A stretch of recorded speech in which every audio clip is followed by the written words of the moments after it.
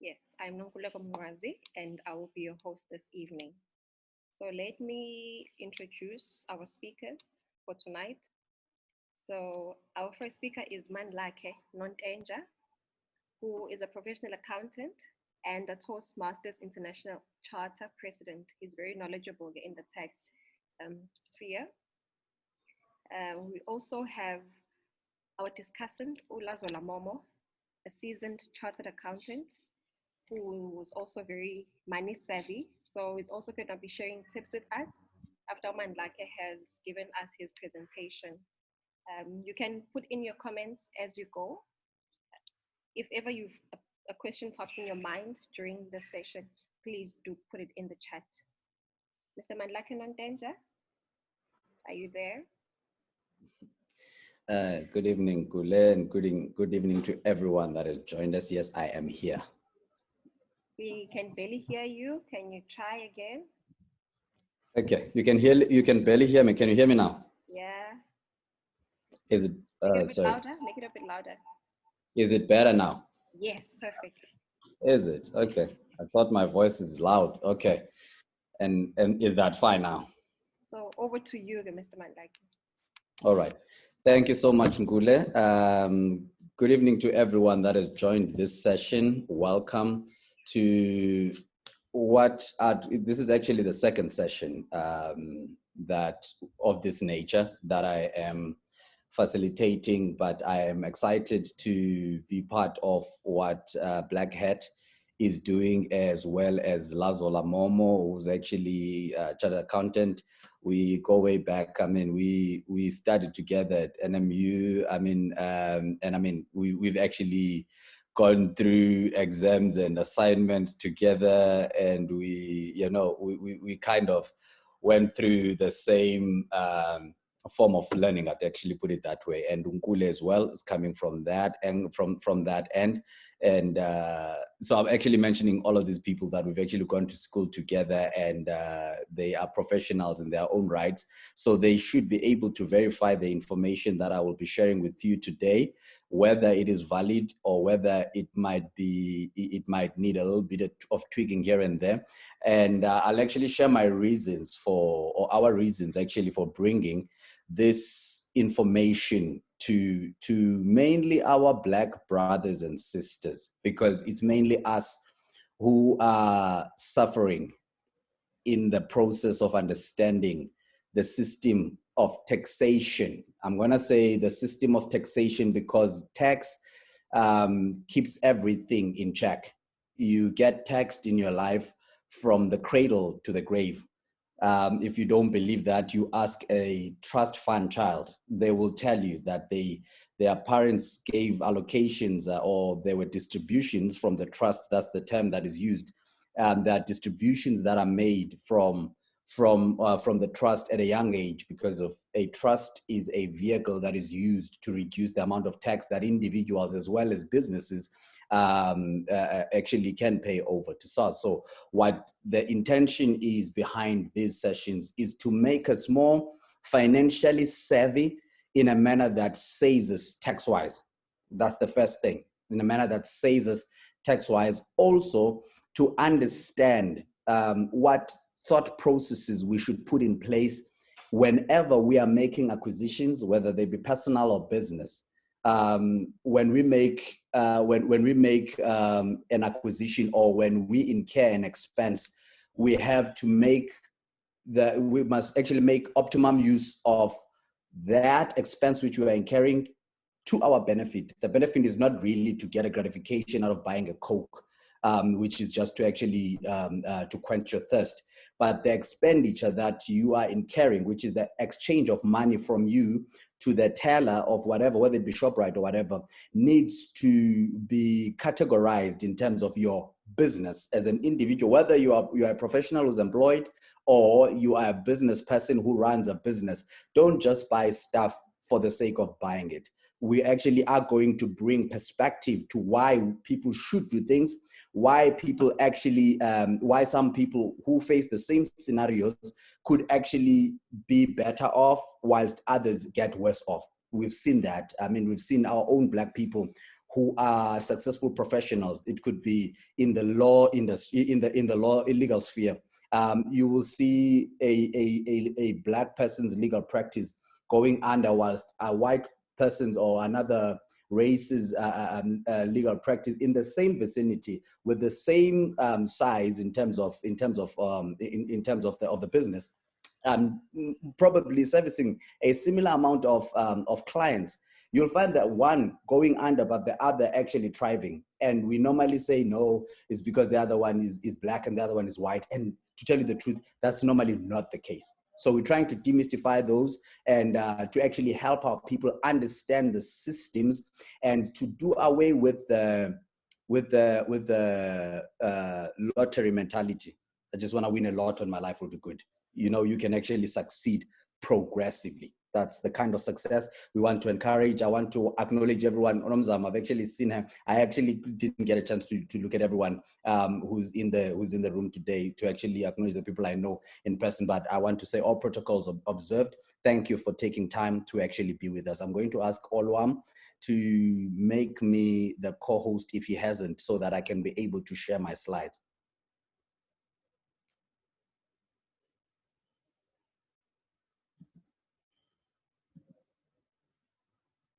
Okay, I'm co-host. All right, let me.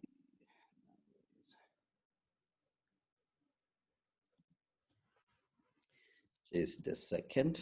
Thank you. Okay, let's share. All right, I hope we can all see my screen. And Nonkululeko, could you just verify? Yes, I can. Okay, we can see my screen. All right, I'm going to try to take the next few minutes to go through these slides so that we can all get to a similar level of understanding. So one thing I'm actually going to say upfront, so as to help us understand and also to help with our expectation, is the fact that we are going to try and not make this an academic session. We're going to try and make this palatable for someone who has not done finance as well, so that we can all benefit out of it. So Nkule, whilst I'm sharing, I won't be able to see questions or people who lift their hands up. So if we do have questions, you can just notify me and then we can take it from there. Yeah, that's Is fine. that fine with you? I'll just follow them on the chat and then we'll answer them towards the end of the session. All right, thank you so much. All right, so once again, I'm going to then introduce the topic. So we've decided, I know that the topic or the line that Olwam used on social media, which is money talk, you know, could have scared some people away. I know there are some people, the moment you say money talk, they start thinking, oh, these ones are looking for ways to extract money from us. We really want nothing from you. We really meant it when we're saying we're doing this for free. We just want you to consider your own financial affairs and just see how can you take the principles which we are going to share here and apply them in your own personal space or in your business space, regardless of the size of the space and regardless of the amount of money that you're making. So the main thing is to actually just get everyone to be on par on a bare minimum kind of setup. All right.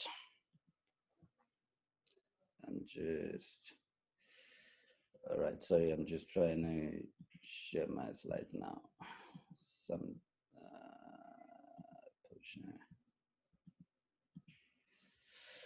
Okay, just give me a minute because it's not resumed share. Okay.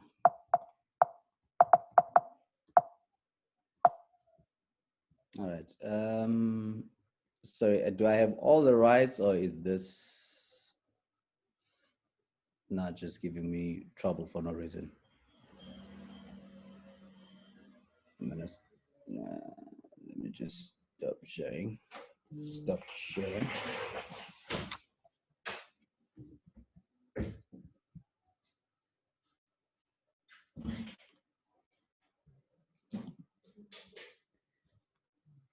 Sorry, just give me a sec. I'm trying to, because of right now in my sharing, it's actually stopping me from being able to move the slides. So I'm gonna try and see if I can just maybe share the slides in this manner so that I can have full control. Just tell me if you can still see the slides. Yes, we can. All right, that's fine. All right. So just as an introduction, so my reason, as I'm saying, I had an 8-year tenure, an 8-year long and some few months tenure with SARS since 2012, I think, yeah, and up until last year. And in my tenure at SARS, as much as I learned the work, I also got exposed to, you know, a lot of encounters where our people, when they come to SARS, you realize that there is a plight or danger of lack of knowledge or understanding of the tax system, as well as the business principles, because I think our people are merely doing business, but they don't really have an understanding of how their business or their personal finances are affected by SARS, to the extent, and I mean, we will talk about some of the public incidences which we have heard. We had an artist last year saying, one of the popular artists, who said they never knew that artists should be paying SARS.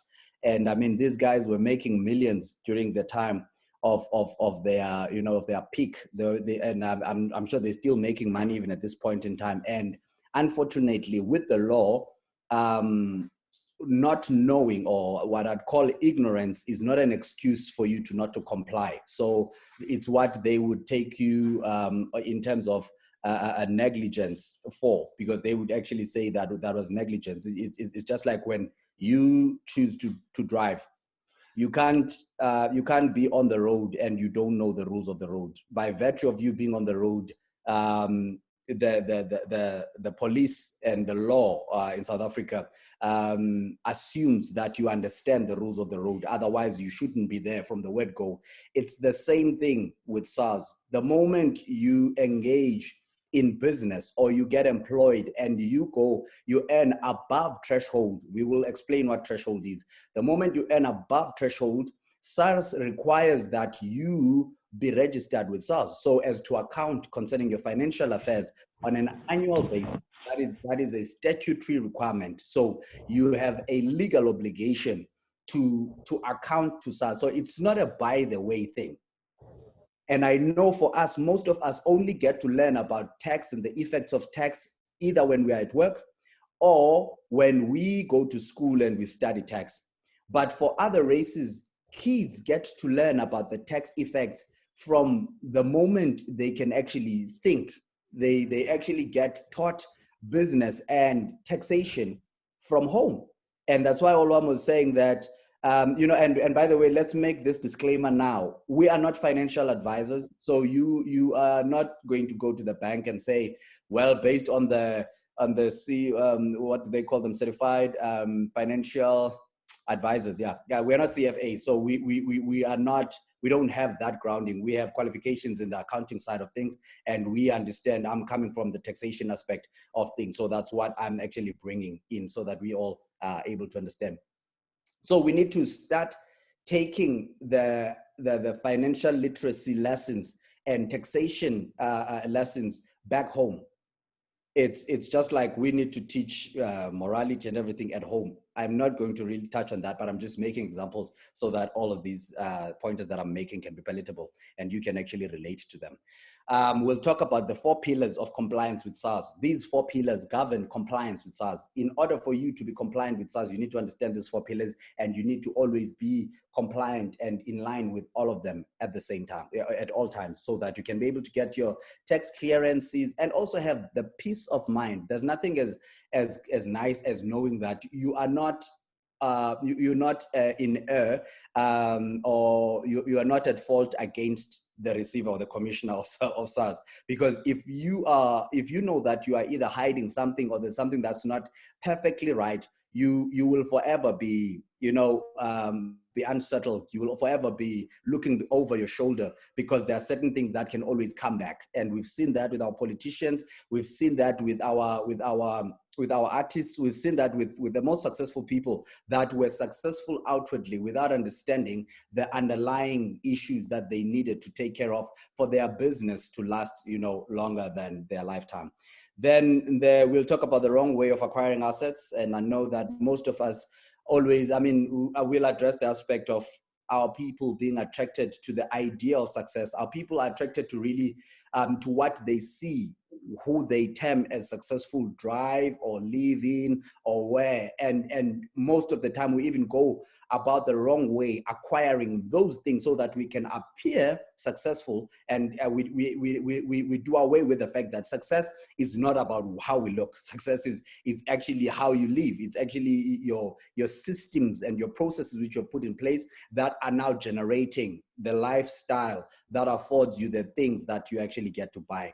We will delve a little bit deep on that later on. Also, we'll speak about the difference between accounting principles and tax laws. Really here, I'm not going to actually go into detail in terms of what university lectures would actually teach us, but I'm going to actually touch on the aspect of profits and taxable income. Profits and taxable income, which is profits are an accounting principle. Taxable income is actually a tax. It's a tax law term. Then we'll actually look at that. We'll also look at the misunderstanding concerning debt.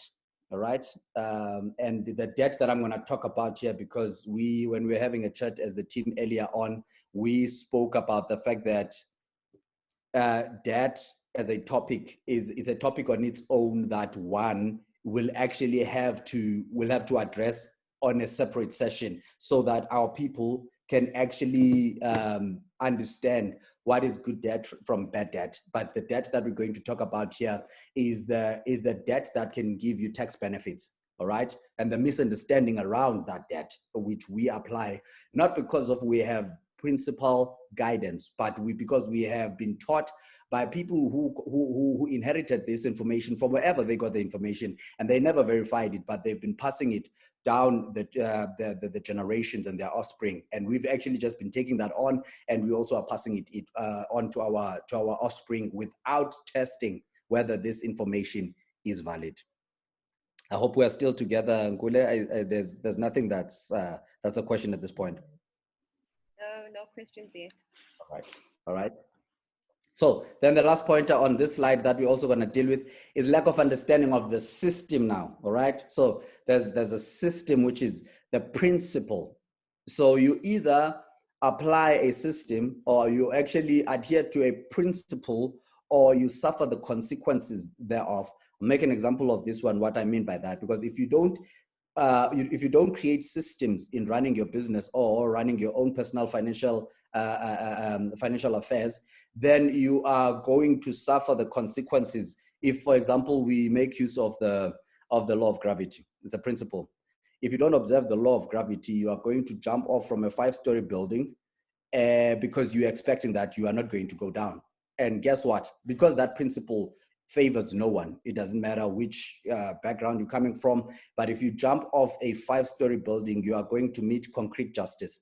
And that concrete justice is as a result of not observing that law. That's the same with systems. So if you don't understand systems, you are always going to be on the back end of things, all right? You're always going to feel like you're suffering, okay? So that's one of the things we're going to touch on. And then, so just continuing on the intro, one of the things we're also going to touch on, the recent spate of events. One of the things I want to touch on is actually Zodwa's incident of buying a Lamborghini. I'm sure most of you have seen that on Instagram or on Facebook or on the news. She was putting it out there in a particular day that she's buying this Lamborghini and taking pictures. And apparently that same day or the next day, SARS sent her a message. And when it came out, I know us as a people, we are quick to say, no, it's a race thing. It's because it's a black person. Is it because we can't buy things that they're actually following us? And again, goes back to what I was talking about, principle. That's not the case. Imagine SARS imagine yourself as SARS. You say to SARS, on a monthly basis, this is what declarations will do. This is what declarations do. We're going to talk about declarations on the next slide. But on your declaration, you say to SARS, on a monthly basis, I earn 20,000 a month. And I'm sure you would remember a politician who said that at some stage, and he had mansions and big houses. And he actually got his assets repossessed at some stage. Because if you say to SARS, this is what I earn on a monthly basis, I earn 20,000. That means you're saying in a year, I earn 240,000. But you go and buy a 10 million rands worth of a car, 10 million rands worth of a car. Just if you were SARS, what would you be thinking? You're definitely going to ask yourself, where did you get the money to buy 10 million rands worth of a car if you are living on a 20,000 rands worth of salary or income on a month-to-month basis, all right? So it's a simple logic which actually exposes us, because at times we think we're clever. And one of the funny things is that we are people who like to be seen. So we do things to be seen, not because of we really need to do some of the things. So when we try to show off, then we also expose ourselves, okay? Then the other thing that we're going to talk about is the idea of success versus the understanding of actual success, all right? I'm not going to touch on that much on that now. Then how much one makes versus what one does with what they make. Most people will always tell you, I know that we are all trying to get a side hustle because we're thinking the more money I make, the better things are going to get. Promise you, the more money you make, if you're not handling well the one that you're making, you are not going to live a better life, neither are you going to have peace with more money. And your troubles are actually going to be exponential if you make more money without addressing the issues from the money that you're already making right now, all right? Then we get to, this is one principle I believe in, and this is one principle that becomes a creed in my life. And I think this is why I actually am feeling a sense of responsibility to share some of the stuff that I learned. My favorite book says, a good man leaves an inheritance to his children's children, all right? If you look at our people, there are very few people who actually ever make wealth or who amass wealth enough that lasts more than one lifetime. You will find that the father in a particular family might have been the first to actually engage in business, and they would have amassed assets and money and all of that. But the moment they die, all of that dwindles, it goes away. And we never ask ourselves why. So systems are there to guard against us losing the hard-earned money and the hard-earned wealth and assets over one lifetime. And then when we get to the next lifetime, to the next generation, there's no one who actually reflects that either their father or their mother had actually a level of success. All right, so let's go then and delve deep into the actual crux of the matter.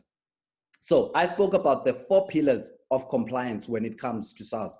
These are the 4 things that SARS looks at when it comes to individuals, comes to businesses. Trusts and all the other things fall under the same categories. I know that sometimes we get carried away with the different terminologies and we think that we need to be fancy in order for us to understand these. We really don't need to be fancy. And one of the things I would implore each and every person, if you are a business person, an entrepreneur, or you are a professional who actually is making more than probably one, you're actually earning more than one salary.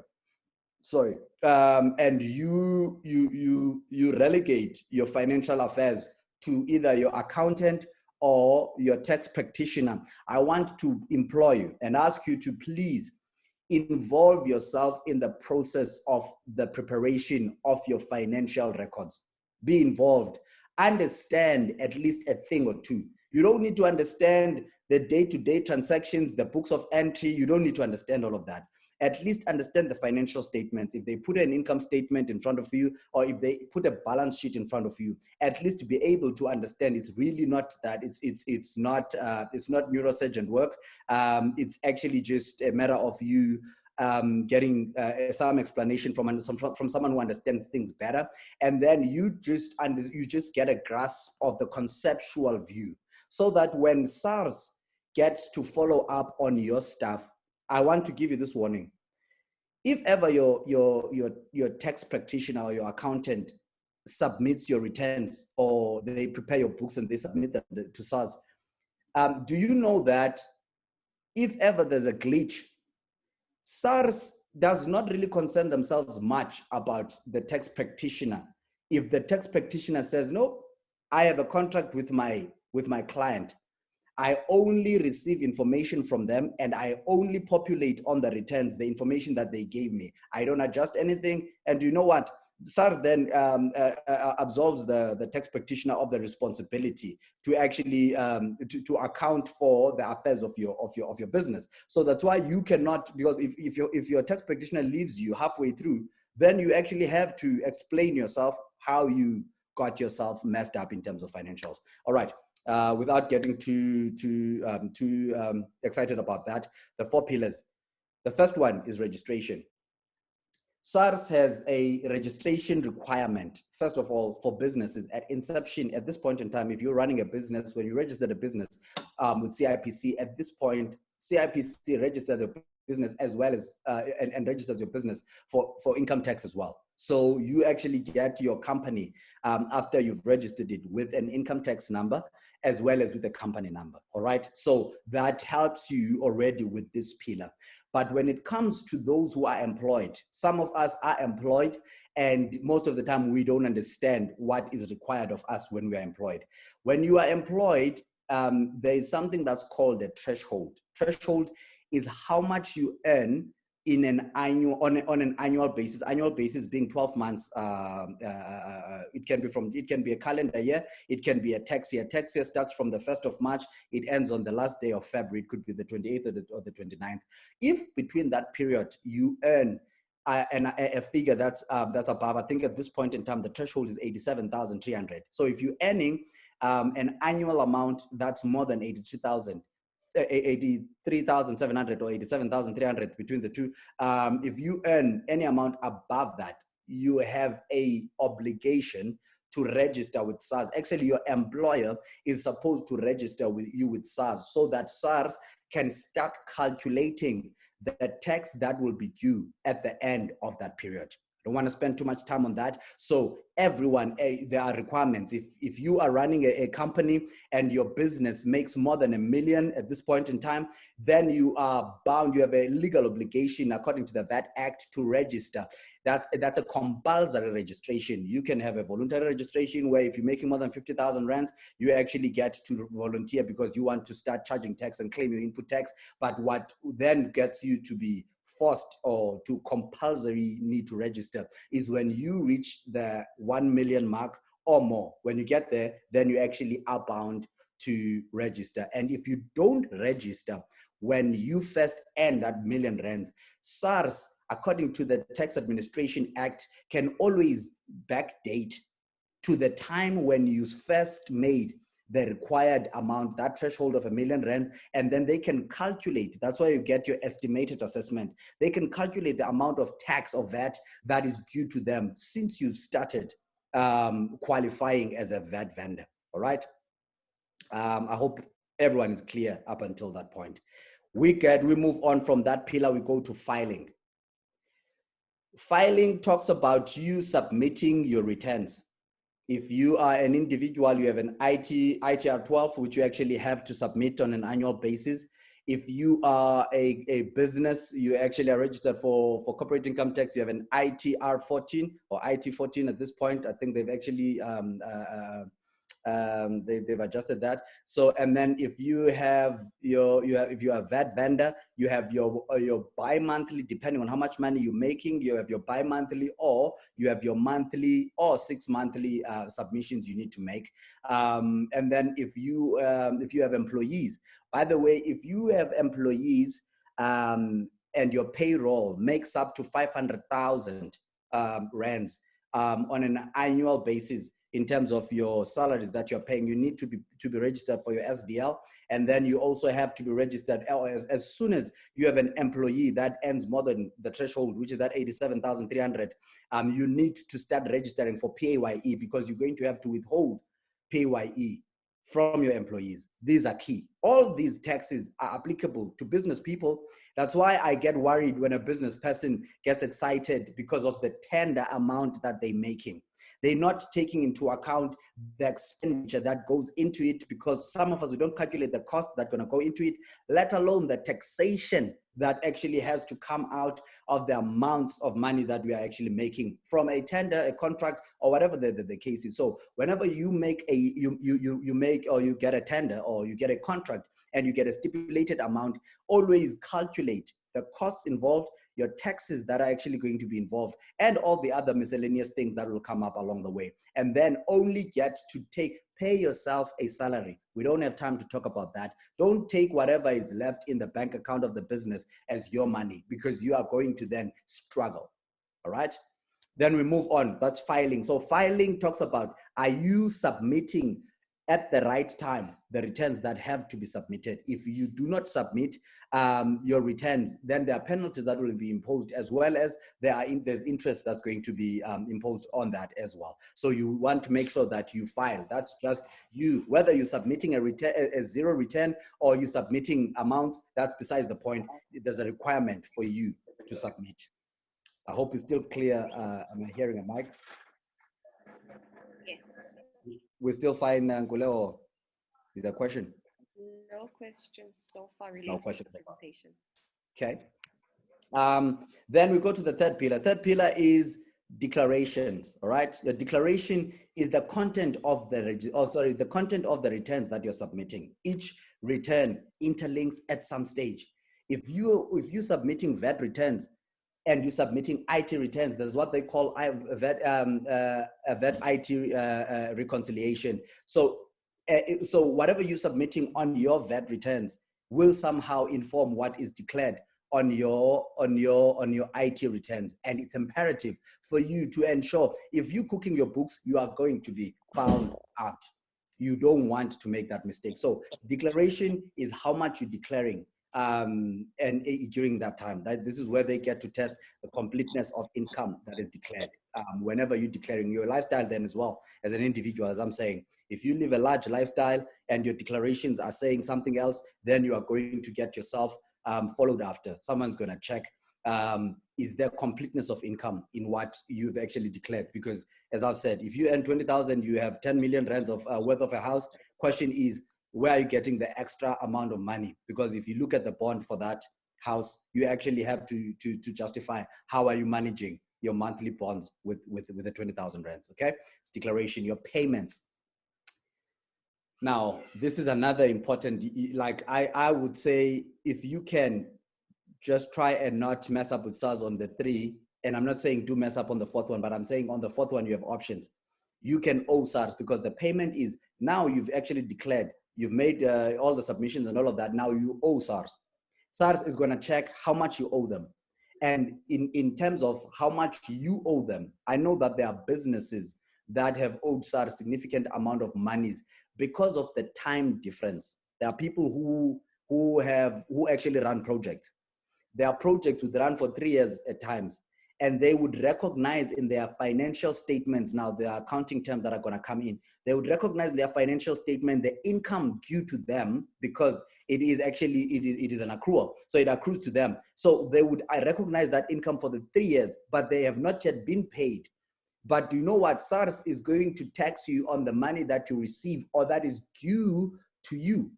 Okay? So then you get to need, or you actually get to account for the money that you don't have yet, so that when you have that money, you can pay it over to SARS. But also what happens is, at times, people, by the time they are paid, they have actually incurred so much extra expenditure, or they've borrowed money here and there, and they've borrowed money from John to pay Jack, and now the money comes in, and they're actually trying to settle all their debts without settling the SARS debt. There is an option when it comes to your payment. Do you follow up on these things, because they're imperative for you business people? You can actually get to ask for a compromise. I'm sure those who are tax practitioners would talk about this. There's what they call a compromise, where you make an arrangement with SARS, and you can also, because they get to assess how much money can you afford to pay on a monthly basis, and they can even get to the point of reducing your debt depending on your merits. It's very imperative. You need to be very transparent. Don't try to jeopardize the system. Don't be too clever for the system. This thing has been there longer than us, all right? So this is very imperative. These 4 pillars are key in this whole thing. If you do not hear any other thing I'm going to say tonight, stick to these 4 pillars and ensure that you meet all the requirements of these 4 pillars, all right? Moving right along, okay. All right, moving right along so that we don't get to end this session before I finish. Now we come to our personal tax matters, as well as our business, the difference between personal and business, all right? So I like making an intro to this one by saying, some of us get to pay too much tax because we are using the wrong vehicle. When I'm saying the wrong vehicle, to run our businesses most of the time. I'll make an example, which is on the 2 slides down the line. I had a meeting at one stage with the doctor. I was still there. Actually, yeah, it doesn't matter when. But when I had a meeting with this doctor, and he just could not understand how their businesses as Black doctors in the vicinity they were in were going under, whilst the white doctors, it was categorical. He actually explained it that way. He said the white doctors are thriving. And he said there's something he did not understand that he saw in each one of these doctors' businesses at the door. There would be the name of the business of the practice, and then there would be an ink at the end. He just never understood that, but he just wondered, because these guys, now doctors can make up to 2 million in a month. And if you multiply that by 12, that's about 24 million. Now, if you, according to the tax brackets in South Africa, if you earn anything, taxable income, by the way, if you earn anything above 1.5 million taxable income, you get to pay the highest percentage, which is actually, it's about 500, and let me just quickly check here. It's 559,000, right? Standard amount, 464, plus 45% on anything that's above this 554,000 rands. So you can imagine a doctor earns 24 million. Then he actually gets to pay that 500,000, and then he pays almost 50% of the money he's making. Who wants to pay 12 million to SARS after they've actually worked so hard? And when we got to engage, and I realized that most of the doctors, sometimes lawyers as well, all these service businesses or these personal services businesses, they run their businesses on their personal capacity. They don't know that there are vehicles you can use to reduce the amount of tax you are paying. Did you know that by virtue of you registering your service business as an incorporated, that's what it actually stands for, which is just like any other company which you actually which actually exists that you can register for, you reduce your taxable income from potentially 45% and more to a standard rate of 28%. Standard rate of 28%, you're saving almost 22% without having done any tricks on your calculations, by virtue of just using the right vehicle. All right. So if you are an individual, you're running your business on your personal capacity, this is how SARS gets to deal with you or with your income. They would actually, now, the tax system in South Africa is actually residence-based. What do we mean by that? So if you are South African, you're born in South Africa, you get taxed on your worldwide income. Your worldwide income is if you have rental property or you have investment property in the UK, and you are making, you're getting rentals from that, SARS will tax you on the money that you are making from that. But if you are not a non-South African, then we would actually tax you on whatever you are earning from a South African point of view. If you're making money out of South Africa, then we would want to tax that, okay? So it's very important. So your gross income will actually include everything. When I mean everything, someone asked in our last session, whether does this include your YouTube earnings?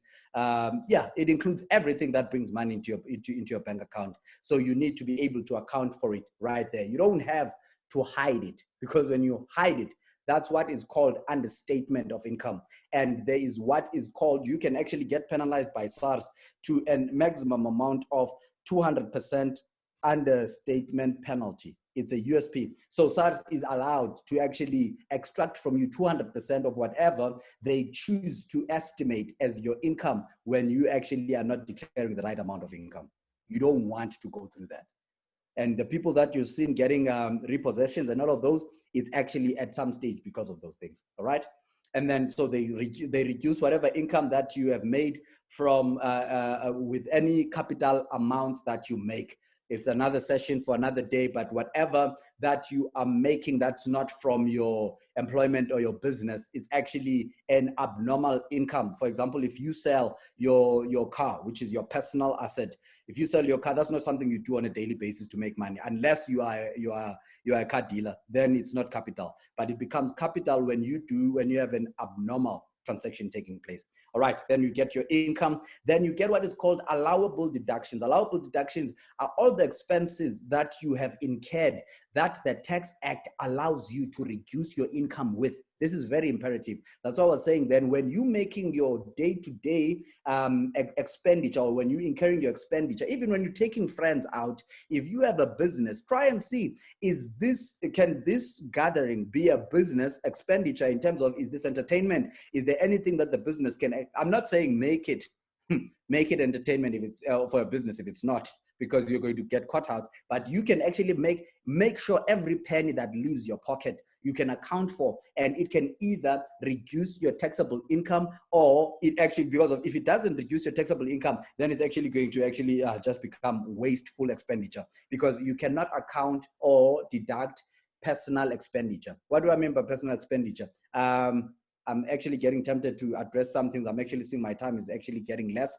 But personal expenditure for an individual, for example, if I don't run a business, as Mandilakhe, as an individual, for me to buy a Lamborghini is not necessary.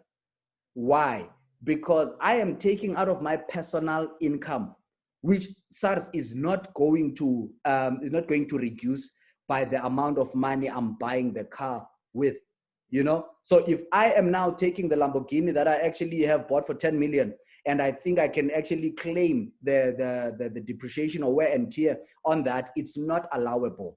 Very important for you to understand, what does allowable deduction mean? So if you are employed, for example, what is allowable is your retirement annuity fund, which is your contributions that you're making on a monthly basis, your pension fund, your medical contributions, those are allowable. There is what is called now Section 12J investment, which is your venture capital contributions. So if you, and this is an initiative of the government to assist South Africans to invest more, they normally start, I mean, the ones that I've seen, they start at 100,000. I think someone at some stage said they are trying to get it to 10,000. But when you make contributions towards those entities, then you get a tax deduction of 100,000. You get 100% deduction on that.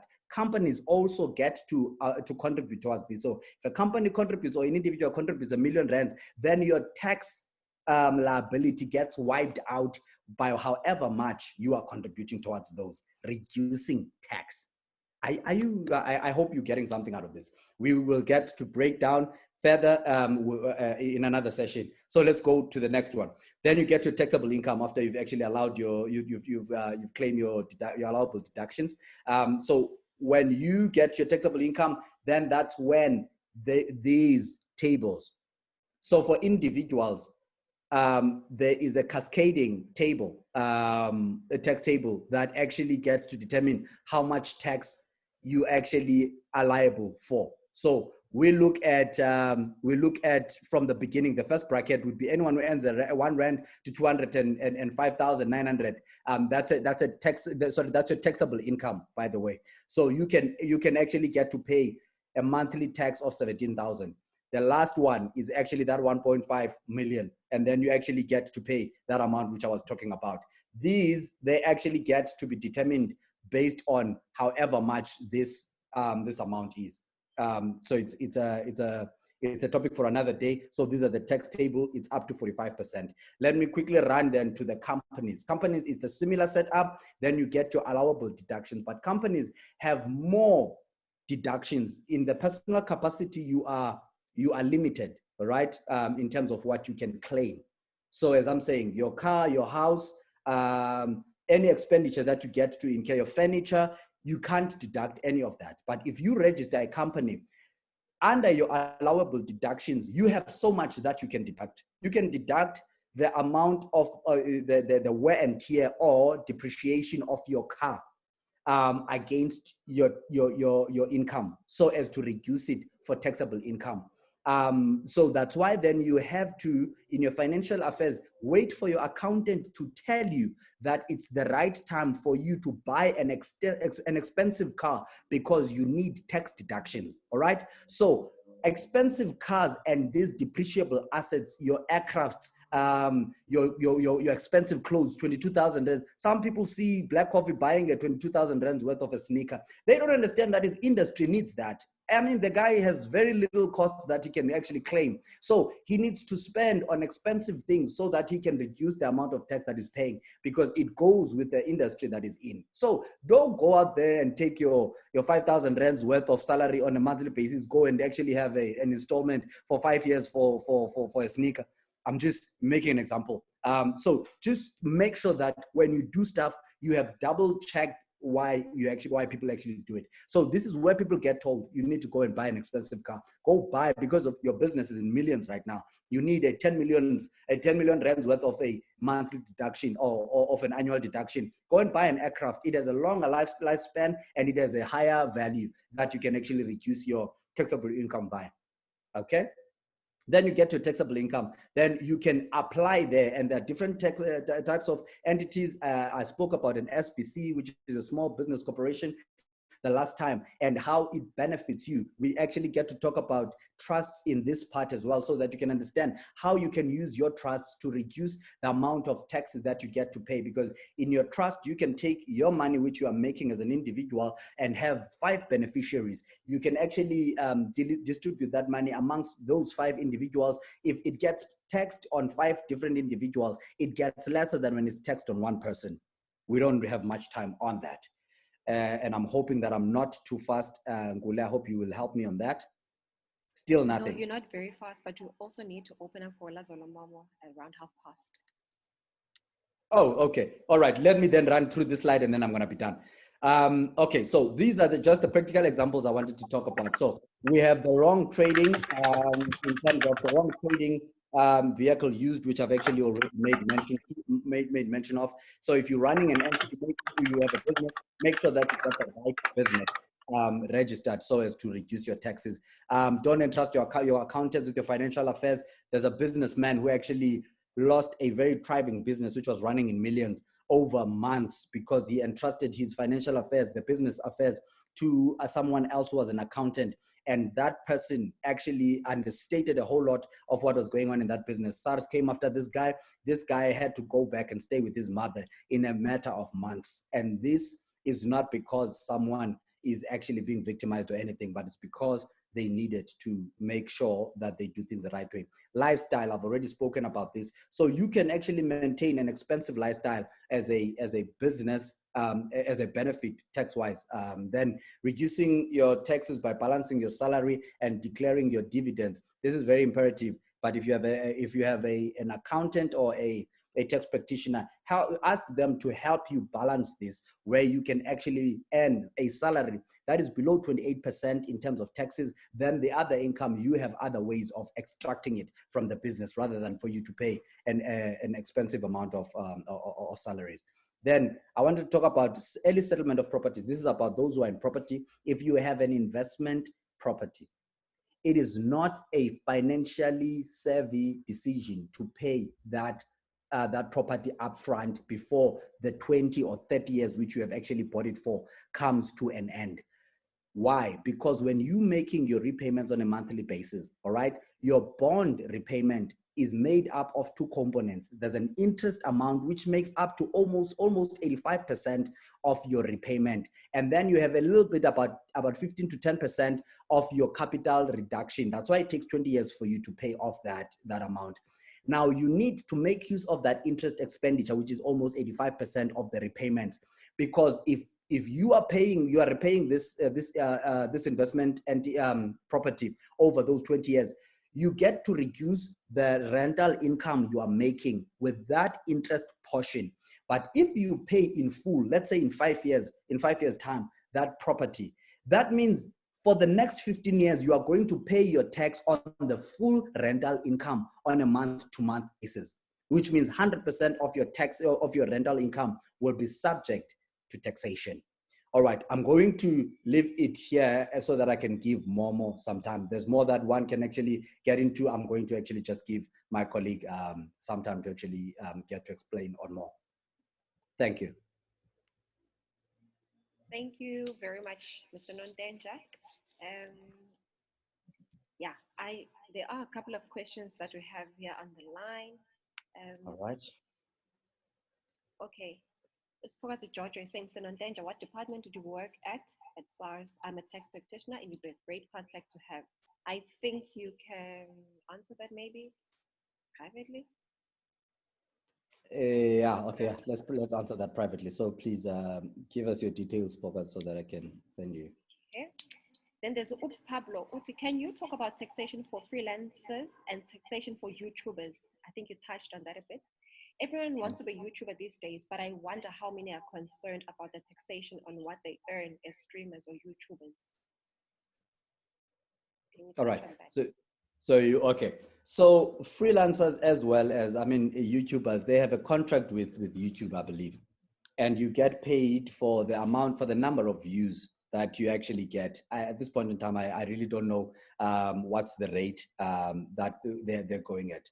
Now, whatever amount of money that you're making from that, it's a stream of income. So remember, SARS taxes everyone from your pastors to, so they tax you for your career as well as your vocation or whatever you use to actually earn an income.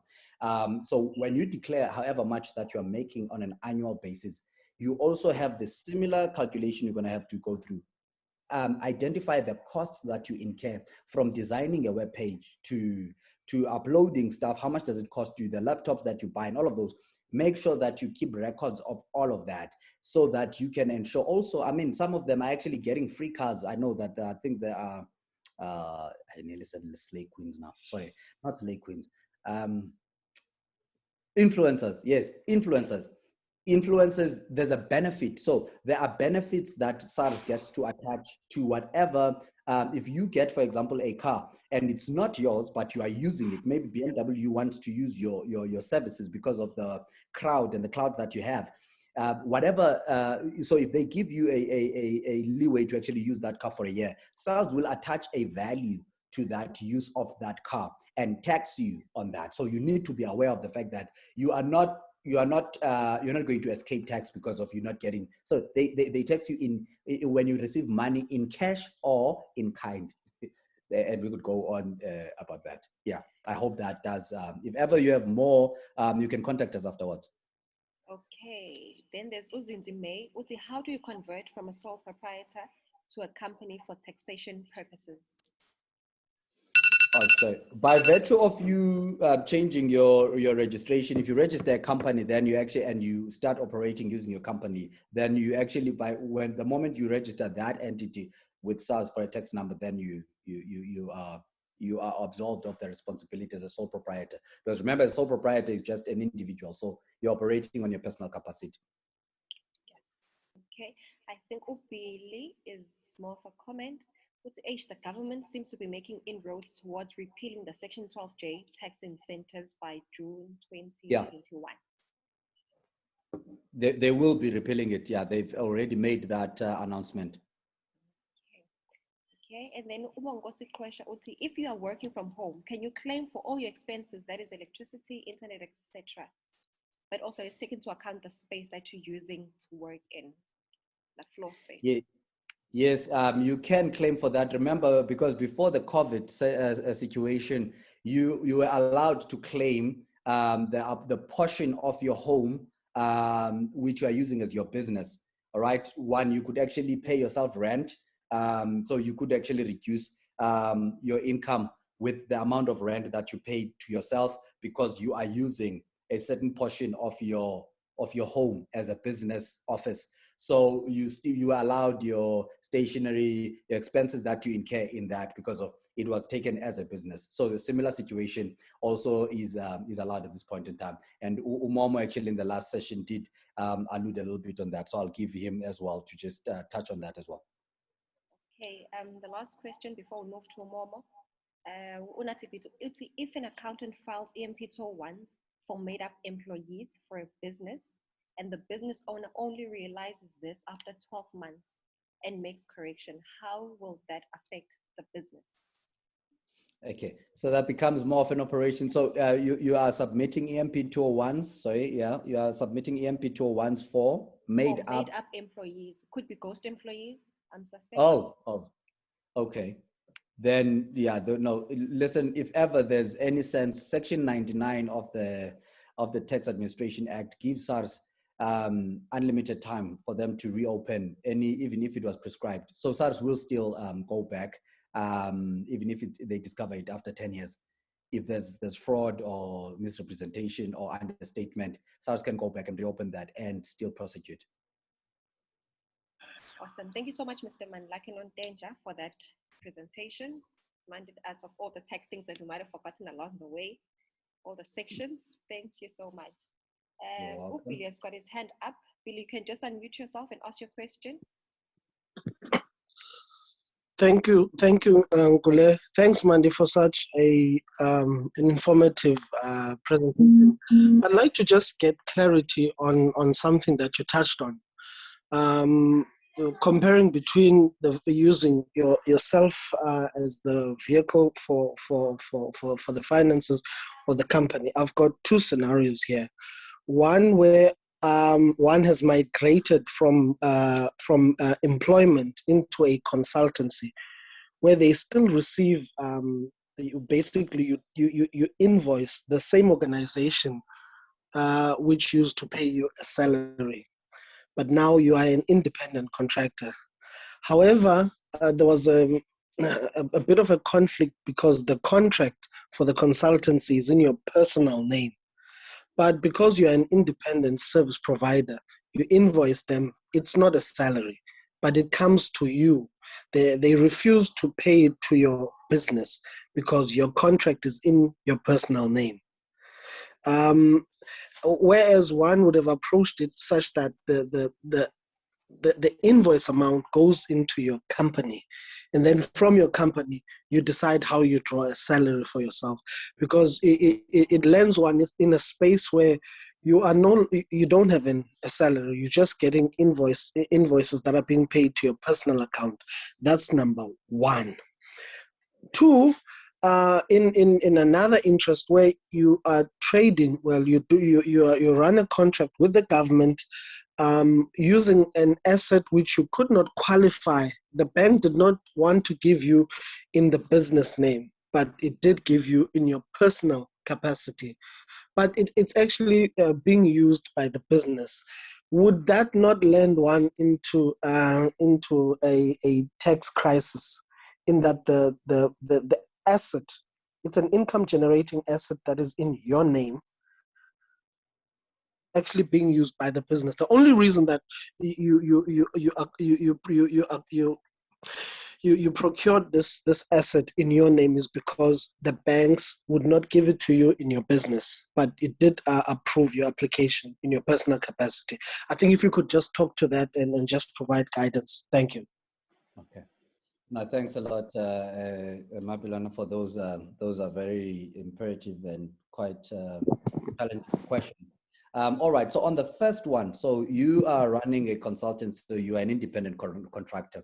Now, okay, so we do know that in that setup, there is an obligation for the person you are consulting with, or the entity that you're consulting with, to withhold that 25% that is due actually from the income that they're making to you. So even though they're actually paying you invoice amount, based on invoice charge, they actually have an obligation to withhold a 25% amount from you. And I understand in what you're saying that instead of them paying it to your company, and it's a very tricky situation, because SARS is going to look at it based on what appears, because your supporting documentation is going to be reflecting you. So I think you need to correct that with the entity that you are dealing with, because that's definitely going to land you in hot waters. Even though, because for independent contractors as companies, I know that they're going to take into account the VAT aspect as well, if ever that company is a VAT vendor. Okay, I thought you were going to say something, Mapilan. So it's very imperative for you to move that income from your personal capacity, because what will happen at the end of the day, SARS is going to consolidate all the income that you've made and actually gets to see on your personal capacity the amount that you've made in this year. In which tax bracket does it fall in? Because remember, 25% is below 28% and below 45%. So if they put together the amount of money that you've made and they figure that, no, you actually fall into the last bracket, which is 45%, then they're going to ask you for the remaining 20% from that. Okay, and then we come to, so that let me quickly, then we come to the aspect of the asset. Then the asset, you can actually, you can either sell it to your company, so that you can actually get, because of, to tell you the truth, selling stuff to yourself as an organization, because remember that an entity is a separate entity from you. You have a natural person and a legal person. So you've got a company. Then if ever the bank gave you as an individual the asset, sell it to your company so that it can actually, you would have a contract between yourself and the company.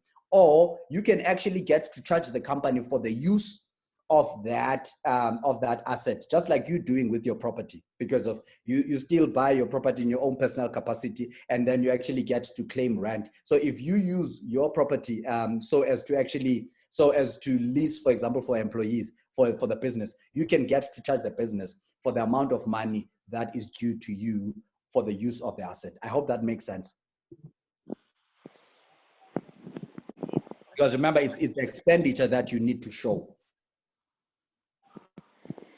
Okay. Thanks, Dad. It does make sense. Looks like he's happy with your response. Okay.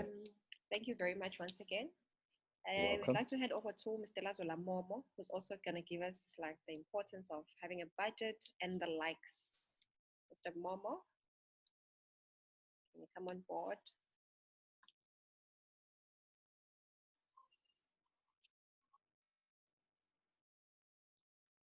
Hello, everyone.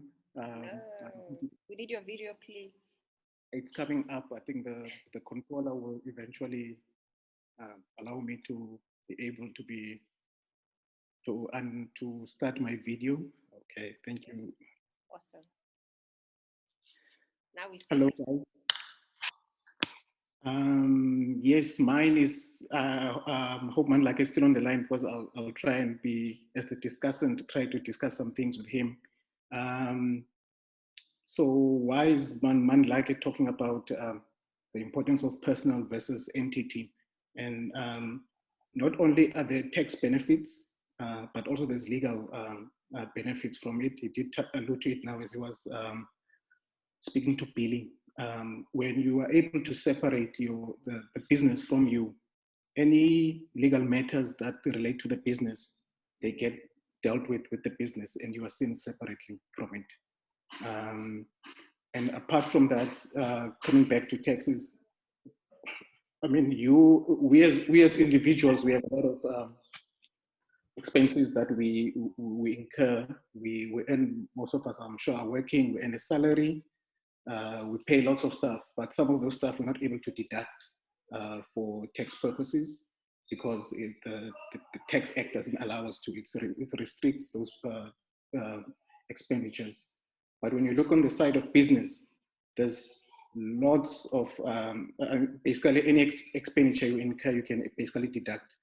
And one thing I wanted to bring into the fore is why tax as we know it's related to government, but we know government is supposedly the government of the people, for the people, and doing things for the people. So it's not really that, it's not all that bad. Government does need money to deliver services.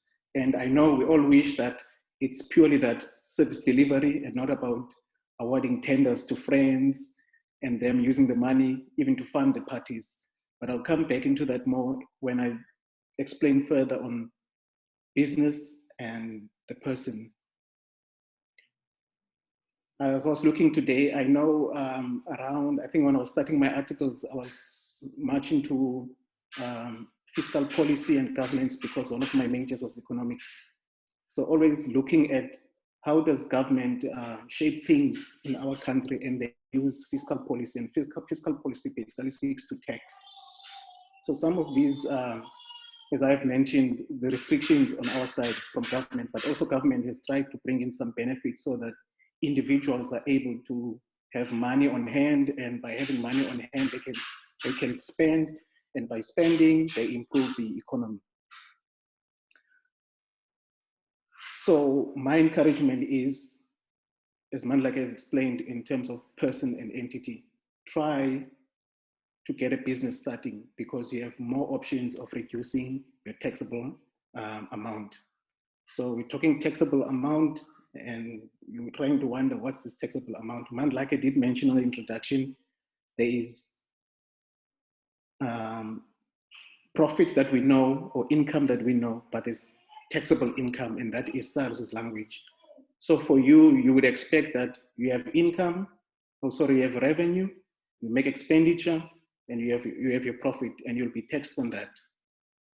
But SARS looks at it in a different way. SARS says, okay, you've made your revenue, that's fine. Normally, I actually wanted to talk about how we pay tithes. Tithes, we have our full revenue, say 10% simple. But SARS says, no, I won't work like that. I will allow you certain deductions so that the money I'm going to tax you on is basically the profit, which is the SARS's tax profit, but we call it taxable income. So if you look at yourself as an individual, there's very few that you can deduct. We look at you know about your pension, you know about your medical aid benefits, and then there's also donations.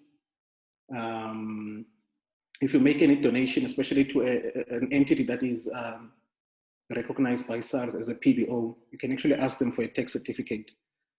Then you'll be allowed to deduct that donation that you've made. There's also other things such as SARS, I know, has the Section 10Q. It relates to where you are able to restructure your salary to be a form of a bursary, and you are able to deduct that for tax purposes. We mentioned the working from home. Working from home, currently the law hasn't adapted to align with the current COVID situation, but what has been done is there has been a proposal sent to National Treasury, and National Treasury is looking into it to see that people like me and you who are at home, we're working, if we're able to deduct those expenditures that we incur. And obviously, being the basis, the law currently stands at, let's say you have a 100 meter square house, and then you're using 10 square meters for your business. So that's 10%. So 10% of all your household expenditures you can deduct towards taxes so that you pay less tax. Another thing that we can actually tap into is domestic workers. I know it's a touchy one because sometimes the domestic workers won't want to be registered with the Labor Department because they're thinking, oh, they're going to have less money at the end of the month. But in most cases for them, they fall under the exclusion that Mandilakhe has mentioned. So if they are registered, they also have the benefit of UIF. But if they are registered, you then as the their employer are able to make deductions. So those are some of those deductions that you can make as an individual. It's not much compared to a business. So I really encourage that we try and look for ways that we can make money through business so that we can pay less tax compared to being an individual. And the other reason I'm saying this, I looked this afternoon. We know that obviously the tax goes to government. Government has 4 direct streams. One of them is personal income tax, which we normally say it's payee. Payee accounts for more than 50% of government's money.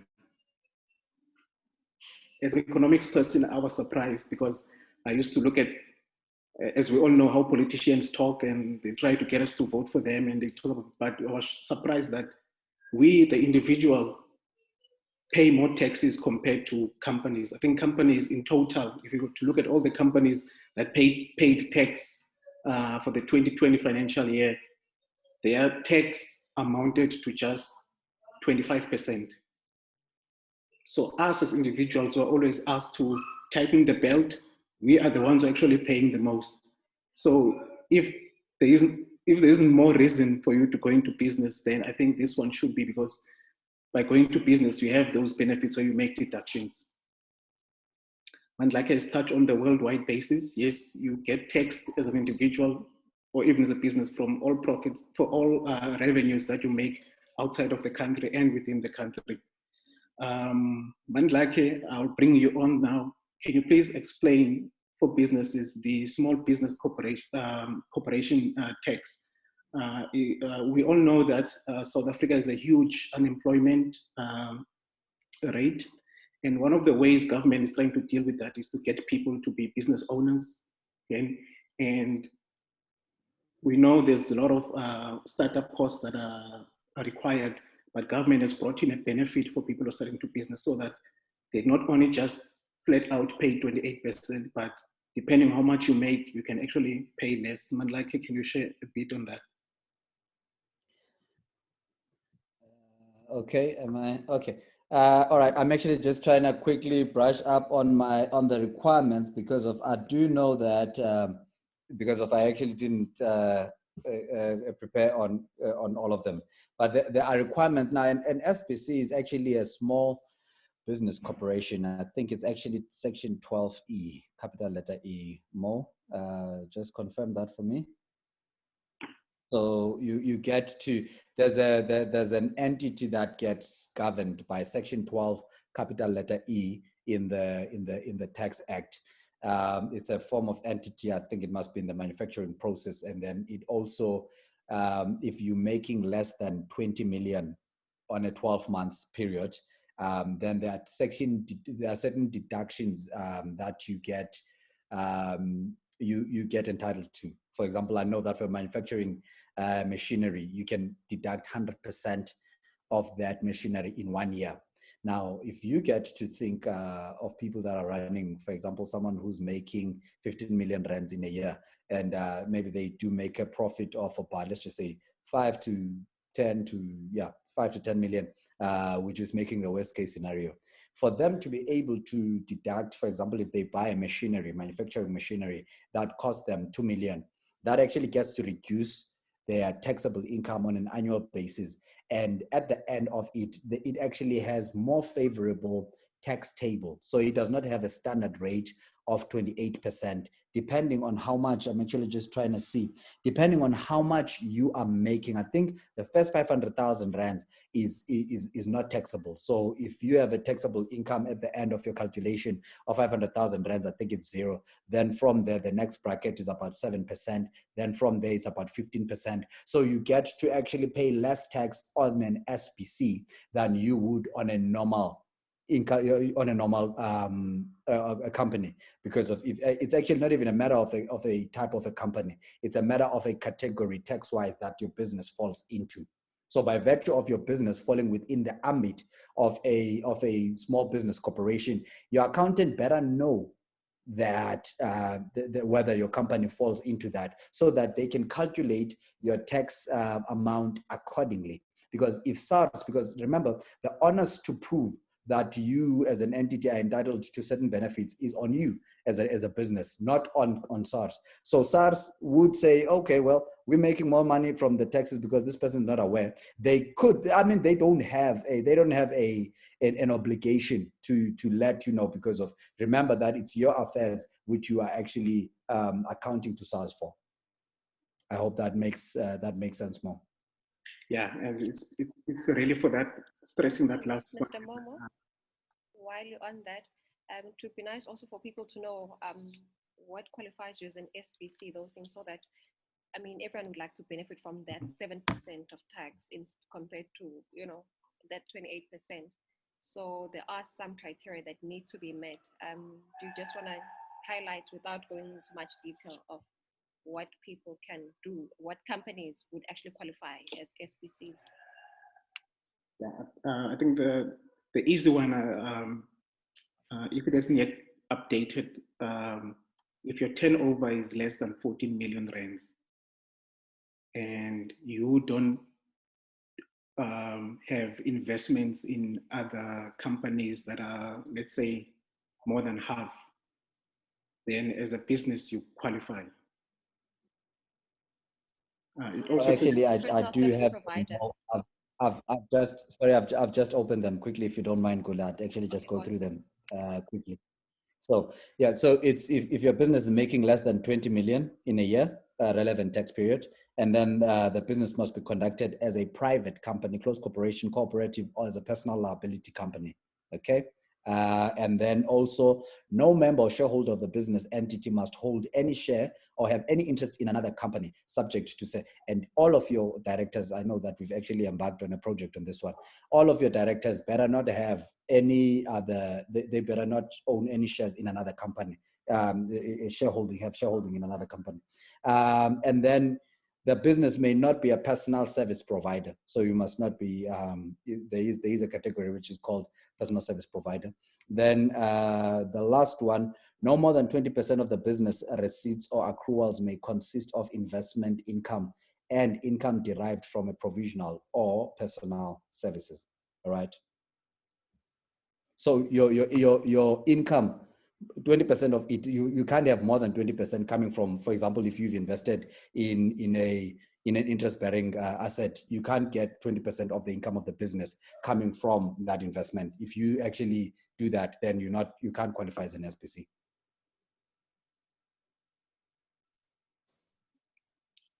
Great stuff. Right. Mr. Momo, we still... So that's two last points, then I think we can just open to questions because of time. One is on, especially for us who probably don't have business, but think, okay, I want to pursue my career and I can make a lot of money. I think, especially when you are at high level, there is what you get as salary restructuring. That salary restructuring is very important to discuss, I think, with your HR and finance people, especially payroll, to say, okay, I'm going to restructure my salary into certain benefits. Which of those benefits can give me tax benefits that will allow me to pay less tax? I've mentioned pension, I've mentioned the medical aids, I've mentioned the Section 10Q. And one thing that's always being punted nowadays is those benefits of dreaded life disease and so forth. SARS regards those as insurance, and you won't get deductions on them. So try to make sure that you reduce those to a minimum, and so that more of your money goes to pension than those life insurance stuff, the dreaded benefits and so forth, and the income protector. And then coming to property, which Mandilakhe has mentioned, I remember getting this concept and I was surprised, but I shouldn't have been surprised because I'm an accountant. In accounting, you always do your T account, your debit and your credit. So when you buy in your property, you debit the asset as the property, and then you credit the liability. Every month, that liability is going down slightly. Like I did mention about the 85%, 15%, but that 15% reduces a little bit the value of what you're owing. And we know over time, the value of your property increases. So give it 5 years, you can find that you are in a net position. And there's an opportunity for you to go to your bank and say, guys, I've got this net position, I've got this much.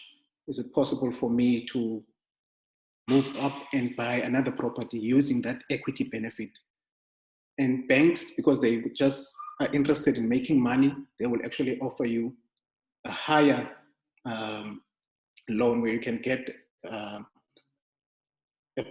bigger property, especially one of your dreams. And compared to your initial house that you had bought, you'll end up getting a better rate because you had that equity benefit, and whatever money you can put in as deposit. But very key, just make sure that your other running costs you are able to maintain. You don't want to say, okay, there's this benefit, let me jump and get more funding and get bigger property, but then you're not able to pay other. However, you still use that to get a second property, and then as Mandilakhe mentioned, make use of the benefit of renting it out and using your expenses to lower the tax on that. So I think that's it on my side for now. I will open up for more questions for all of us. Okay, so if I can just jump in just to actually just make this last point that Momo just made for someone who's actually already in the property industry, so that they can actually, for those also who are not in the property industry, can I just add something on that? Can we not really delve much into that? Because we've only got 3 minutes for questions. Can we make this property discussion another one for another session? Because it's quite interesting. We can get very deep with this one. Okay, Will that be okay? That's fine. Okay, guys. Because it looks like you guys have quite a lot of information to share with us, a lot of insightful things. But let's get a few more questions on the chat. Is there anything else that people would like to understand further on? Because the core today was mainly the taxes and how to get around them. So you can even raise your hand and we will take the question.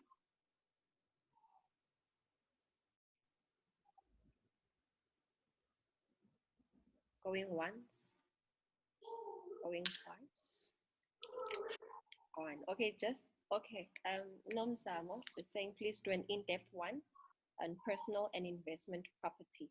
Thank you. That's what she said.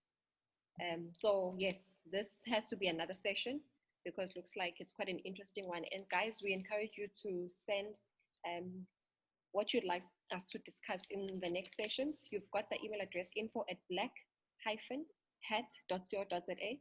Send all of your questions there. If maybe you want us to discuss anything else, that if it's not, maybe you want us to discuss education plans, we'll bring a specialist who's more put up when it comes to education plans. Is it a wise decision to take an education plan or not? We see already have property gurus here, so we know we've got people that we can count on. Yeah, but please do send your suggestions, and also go to the Black Hat page on the social media platforms @blackhat_ZA or @blackhat_SA.